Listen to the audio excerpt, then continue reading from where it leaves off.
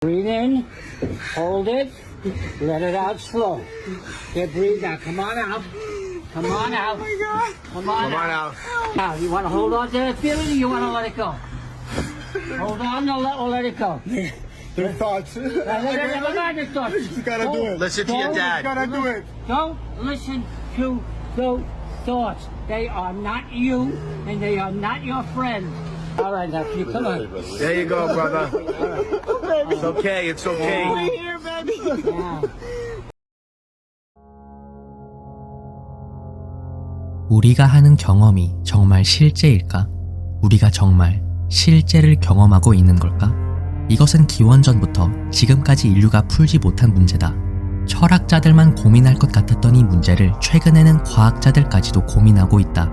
과학자들은 이 실제라는 것을 어떻게 정의할까? 충격적이게도 과학조차도 우리가 정말 실제를 경험하는가에 의문을 가졌다.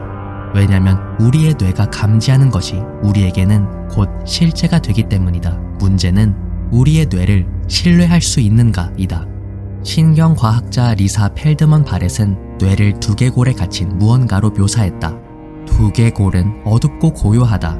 때문에 뇌는 주변에서 일어나는 일을 직접 보지도 듣지도 못하는 물체로 바렛이 비유했다.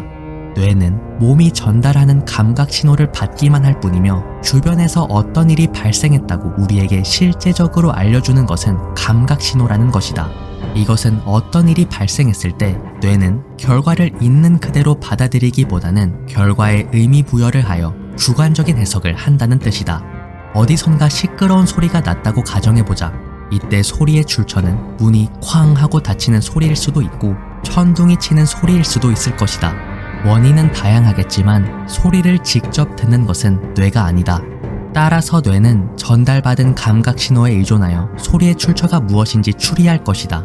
이때 뇌가 추리에 가장 의존하는 것이 과거 경험인데 이것은 우리가 많은 부분을 기억에 의존한다는 뜻이다. 무난한 삶을 살아왔다면 시끄러운 소리가 나도 그것에 큰 의미를 부여하지 않을 것이다. 하지만 참전 용사라면 다를 것이다.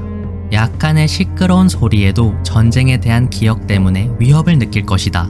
이것이 시사하는 것은 사건의 의미를 부여하지 않고 있는 그대로 해석하는 것은 어렵다는 것이다. 아니, 거의 불가능하다는 것이다.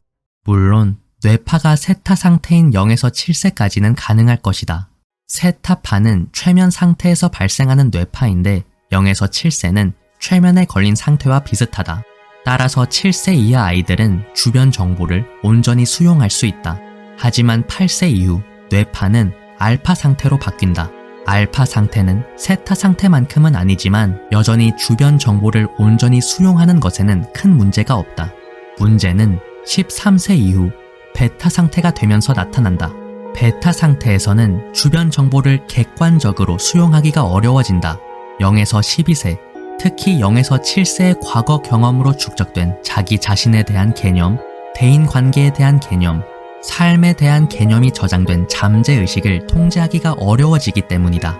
따라서 13세 이후에는 어떤 사건이 발생했을 때 자신의 지난 경험을 바탕으로 사건에 대한 의미 부여를 하게 된다. 즉, 실제를 있는 그대로 보지 못하게 되는 것이다. 사람마다 경험이 다르기 때문에 실제를 해석하는 방식도 다를 것이다. 하지만 실제라는 것은 보편적이어야 한다. 실제에 대하여 누구는 예민하게 반응하고 누구는 덤덤하게 반응해서는 안 된다. 실제라는 것은 누구에게나 똑같아야 하며 있는 그대로 경험할 수 있는 것이어야 한다. 이것은 우리의 경험이 본질적으로는 실제가 아니며 실제를 경험할 수 없다는 방증이다. 실제는 개인의 경험에 의한 의미 부여와 해석에 따라 왜곡되기 때문이다. 바렛에 의하면 우리는 많은 것을 기억에 의존한다. 실제, 즉 현실은 경험되는 것이 아니고 어쩌면 기억되는 것일 수도 있겠다. 아니, 어쩌면 우리는 기억으로 현실을 만드는 것일 수도 있겠다. 세렌디피티. 세렌디피티는 주로 과학 연구 분야에서 사용되는 완전 우연히 일어난 중대한 발견 또는 발명을 뜻하는 단어다. 세렌디피티는 의도된 것보다는 영감과 행운의 비중이 높은 사건을 뜻하며 우연히 일어난 긍정적인 일의 의미로도 통용된다. 음향치료사 조안나 맥이웨는 세렌디피티에 대한 다음의 의문을 가졌다. 삶을 세세하게 감독하는 고차원적인 힘이 존재할까? 아니면 무분별한 우연의 일치일 뿐일까? 의도적으로 운이 좋아질 수 있을까? 매기웨는 영성과 과학 간의 종합적인 연구를 통해 다음의 결론을 내릴 수 있었다. 고차원적인 힘은 존재한다. 무분별한 우연은 없다. 의도적으로 운이 좋아질 수 있다. 이어서 매기웨는 이 모든 것이 소리, 즉 진동과 연관이 있을 거라고 제안했다. 원자는 진동하는 물질이기 때문에 지구의 만물은 진동한다는 것은 명백한 과학적인 사실이다. 왜냐하면 모든 것은 원자며 원자로 만들어졌기 때문이다. 모든 긍정적인 것은 강하게 진동하고 모든 부정적인 것은 약하게 진동한다.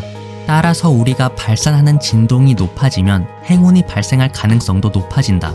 즉, 진동이 우리의 현실을 만든다는 것이다. 니콜라 테슬라는 우주의 비밀을 찾고 싶다면 에너지, 주파수, 진동의 관점에서 생각하라고 했고, 알베르트 아인슈타인은 모든 것은 진동이라고 했다. 그러면 개인의 현실을 창조하는 것은 결국 개인이 발산하는 고유한 진동이라는 건데, 이것이 우리에게 주는 메시지는 무엇일까? 그것은 우리가 발산하는 에너지와 진동은 우리에게 반사되어 돌아온다는 것이다. 긍정적인 것은 높게 진동하고 부정적인 것은 낮게 진동하는데, 우리가 높거나 낮게 진동하는 이유는 우리가 느끼는 감정 때문이다. 따라서 우리가 감사하고 사랑에 몰입하면 우리가 발산하는 진동을 높일 수 있다는 것이 매기웬의 주장이다. 헤르메티시즘, 진동의 수수께끼를 풀고자 하는 시도는 기원전 이집트와 그리스에도 있었다고 전해진다. 헤르메티시즘은 헬레니즘 문명 때 발전한 고대의 사상이다. 이 사상은 고대 이집트에서 시작되었을 것이 가장 유력하며, 이 사상 안에는 신비한 우주의 7가지 법칙이 포함된다. 이 사상에 의하면 우주가 완벽한 조화를 유지할 수 있는 것은 이 7가지 법칙 때문인데, 그 중 하나가 진동의 법칙이다. 따라서 진동의 법칙은 기원전부터 존재했고 미래에도 지구의 만물과 항상 공생할 법칙이다. 우주는 쉬지 않는다. 만물은 쉬지 않고 움직이며 진동한다. 헤르메티시즘의 진동의 법칙에 의하면 물질뿐만 아니라 인간의 생각도 역동적인 진동이다. 서로 다른 물질이 특정 주파수에서 진동하면 서로에게 영향을 미치게 되는데, 이것을 근거로 우리의 생각도 물질에 영향을 미칠 수 있다는 것이 헤르메티시즘의 메시지다. 의문인 것은 과학이 지금처럼 발달하지 않았을 것으로 추정되는 기원전에 인류가 이것을 어떻게 알고 있었을까라는 것이다. 인류의 역사가 지금까지 잘못 기록된 것일까? 아니면 누군가가 의도적으로 역사를 왜곡한 것일까? 아니면 기원전에도 과학기술과 의학이 발달한 이집트였기 때문에 가능했던 것일까? 헤르메티시즘은 여전히 미스터리로 남아있다. 헤르메티시즘의 기원이 되는 것은 어느 신비로운 인물의 가르침이다. 구두로만 전해지던 그의 가르침이 체계적으로 정리되어 하나의 사상이 된 것이다. 그의 이름은 헤르메스 트리스메기스투스였다고 전해지는데, 우리가 흔히 알고 있는 영성, 끌어당김의 법칙의 자료의 근원이 대부분 헤르메스 트리스메기스투스의 가르침이다. 하지만 흥미로운 점은 그의 정체가 명확하지 않다는 것이다. 어느 기록에서는 그가 신이라고 주장하고, 어느 기록에서는 그가 군사적, 정치적 목적으로 만들어진 상상의 인물이라고 주장한다. 또 어느 기록에서는 그가 이집트인이었다고 주장하고, 어느 기록에서는 그가 홍해를 갈랐던 선지자 모세였다고 주장한다. 그의 정체에 대한 의견은 여전히 분분하지만 그가 이런 말을 했다는 것은 모두가 동의한다. 위가 그러하듯 아래도 그러하고, 안이 그러하듯 밖도 그러하고, 우주가 그러하듯 영혼도 그러하다. 이것은 세상이 거울과 같다는 뜻이며 우리의 마음이 세상에 투영된다는 뜻이다. 오늘날 거울의 원칙이라고도 불리는 이것은 거울 앞에서 웃으면 웃는 반사체가 나타나듯이 우리의 마음이 반사되는 것이 바로 이 세상이라고 주장한다. 거울의 원칙. 현실은 거울과 같다. 현실의 거울은 현실이 실제로 어떤지가 아니라 내가 어떤 상태인지를 반사한다. 만약 당신이 오해와 비판을 받고 있다면 그것은 당신이 자신을 오해하고 비판하고 있기 때문이다. 만약 당신이 사랑의 결핍이 있다면 그것은 당신이 자신을 사랑하지 못하는 생각, 감정 또는 자아상이 있기 때문이다. 현실의 거울은 자신에 대하여 진실이라고 믿는 것을 반사시키기 때문이다. 거울을 보고 있는데 거울 속 나의 표정을 바꾸고 싶다는 이유로 정말로 거울 속 나의 표정을 바꾸려고 하는 시도는 어리석을 것이다. 하지만 이것은 대부분의 사람들이 현실을 바꾸고자 할 때 하는 행동이다. 자신의 표정을 바꾸기 전에 거울 속 자신의 표정을 먼저 바꾸려고 한다. 반사체를 바꾸려면 자신을 먼저 바꿔야 하는 것이 당연한데도 말이다. 이처럼 내면에 깊이 있는 잠재의식을 바꾸면 외부 현실이 자연스럽게 바뀔 것이다. 자기 자신에 대한 생각은 대부분 뇌파가 세타 상태일 때 형성된 것이다.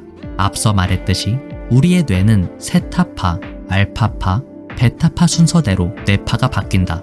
거울의 원칙은 0에서 7세 때 세타파 상태에서 잠재의식에 깃든 것을 반사시킨다.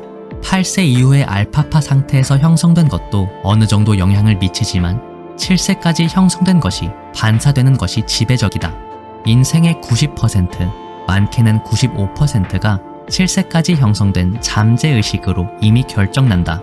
이것은 태어나서 첫 7년 동안 쌓인 자신에 대한 생각, 타인에 대한 생각, 세상에 대한 생각이 남은 일생 동안 나의 현실에 하나씩 나타난다는 뜻이다.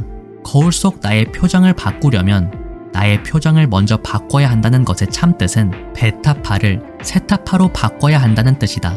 왜냐하면 세타파 상태는 잠재의식에 강한 영향을 미칠 수 있는 상태고 베타파 상태는 내재된 잠재의식을 바꾸기 어려운 상태이기 때문이다. 하지만 대부분의 사람들은 베타파 상태에서 잠재의식을 바꾸지 않은 채 현실을 먼저 바꾸려고 한다. 하지만 나의 뇌파를 13세 이전으로 되돌리기에는 너무 늦은 것 아닐까? 세타, 알파파를 지나 더 이상 잠재의식을 바꿀 수 없는 베타파 이전으로 말이다. 다행히 방법은 있다. 왜냐면 수면에 드는 과정에서 우리의 뇌파는 베타, 알파, 세타 이 순서대로 다시 세타 상태로 돌아가기 때문이다. 즉, 잠들기 전에 하는 생각이 잠재의식에 영향을 미친다는 것이다. 따라서 잠재의식은 어제도 조금 바뀌었을 것이고 오늘도 조금 바뀔 것이다. 그 방향이 유익할지 유해할지의 차이만 있을 뿐이다. 기왕이면 내가 원하는 시나리오를 상상하며 잠들자. 감사하고 사랑하고 용서하며 잠들자. 그대로 나에게 반사되어 돌아올 것이다. 세상 모든 것은 반사된 것이다. 우리는 거울 속 내 모습이 마음에 들지 않을 때 거울을 탓하지 않는다. 자신의 모습에 대한 아쉬움의 원인이 거울에 있다고 생각하지 않는다. 따라서 세상을 탓하겠다는 생각은 때로는 논리적이지 못한 것일 수도 있다. 대부분의 원인은 자신에게 있기 때문이다. 철학자들에 이어 과학자들까지 혼란하게 만든 현실에 대한 가장 올바른 정의는 이것일 것이다. 현실은 거울이다.